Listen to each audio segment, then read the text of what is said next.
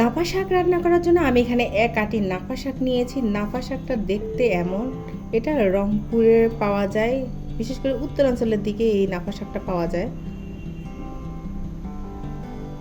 দেখুন এই ধরনের।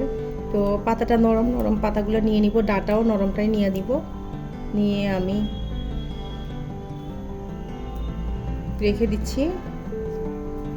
দেখুন নরম সাইডটা, শক্তটা নেওয়ার কোনো প্রয়োজন নেই, জাস্ট নরমটা নিয়ে নিব।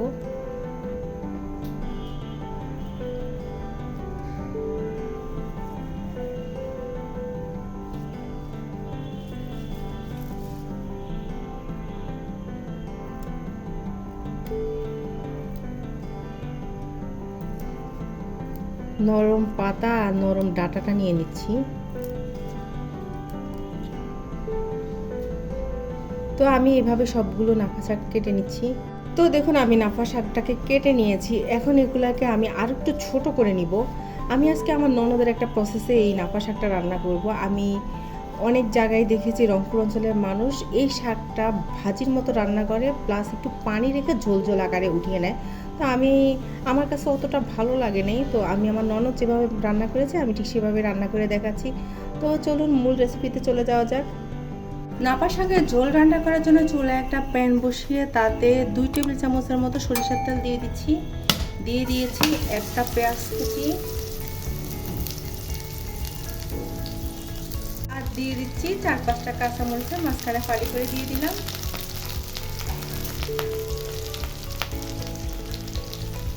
এখন দিয়ে দিচ্ছি 1 চামচের মতো রসুন বাটা, আপনারা চাইলে রসুন কুচিয়ে দিতে পারেন। একটু নেড়ে চেড়ে নিচ্ছি। এই পর্যায়ে আমি একটু হলুদের গুঁড়ো দিয়ে দিচ্ছি, সামান্য 1/4 চামচের মতো হলুদের গুঁড়ো দিয়ে দিলাম। আমি আজকে মাছ দিয়ে এই শাকটা রান্না করে নিব। আমার ননদে এরকমই রান্না করেছে, সেটা কিন্তু ভীষণ মজা লেগেছে। তো আমি এখানে দুই পিস রুই মাছ নিয়েছি। রুই মাছটাকে খুব ভালোভাবে ধুয়ে নিয়েছি। এই পর্যায়ে আমি একটু পানি দিয়ে দিচ্ছি।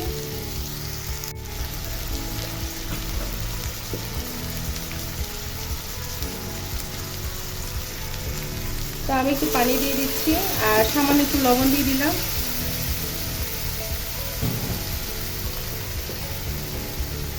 দিয়ে একটু মিশিয়ে নিচ্ছি। এখন আমি মাছটাকে 2-3 মিনিট একটু কষিয়ে নিব। তো দেখুন 2-3 মিনিট আমি মাছটাকে কষিয়ে নিয়েছি। তো এখন মাছটাকে একটা সাইডে রেখে আমি যে নাপা শাকটা রেডি করে রেখেছি সেটা দিয়ে দিচ্ছি। নাপা শাকটাকে আমি আরও 2-3 ভাগে কেটে নিয়েছি, কেটে ধুয়ে ভালোভাবে ক্লিন করে নিয়েছি। একটু ছোট করলে শাকটা সেদ্ধ হয়ে যাবে খুব ভালোভাবে। তো দিয়ে দিলাম। তো শাকটা প্রথমে একটু কমে আসবে, তারপর আমি নেড়ে দিব। তো দেখুন শাকটা কমে এসেছে, এখন আমি নেড়ে চেড়ে দিচ্ছি।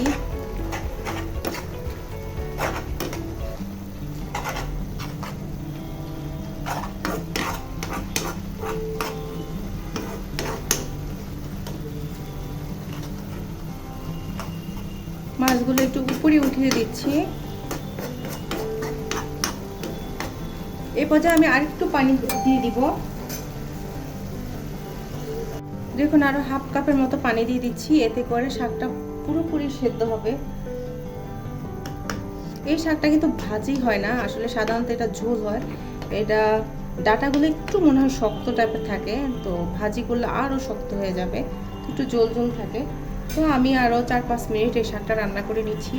প্রায় 5-7 মিনিট রান্না করার পরে দেখুন আমার নাফা শাকটা প্রায় রান্না হয়ে গিয়েছে। তো এই পর্যায়ে আমি একটু ধনিয়া পাতা কুচি ছিটিয়ে দিচ্ছি। আর দেখুন ডাটাটা সেদ্ধ হয়ে গিয়েছে। অনেকে ডাটা সেদ্ধ করার জন্য কিন্তু বেকিং সোডা ইউজ করে, আসলে দরকার হয় না, এমনিতেই দেখুন ডাটা নরম হয়ে গিয়েছে। দেখুন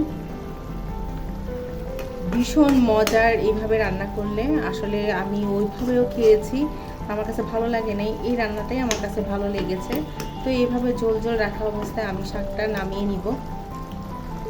তো আমার আজকের এই নাফা শাকের ঝোল রেসিপিটি আপনাদের কাছে কেমন লেগেছে? ভালো লাগলে অবশ্যই একটা লাইক দিবেন আর আমার চ্যানেলটিকে সাবস্ক্রাইব করবেন। আজ তাহলে এই পর্যন্ত, সবাই ভালো থাকবেন। আল্লাহ হাফেজ।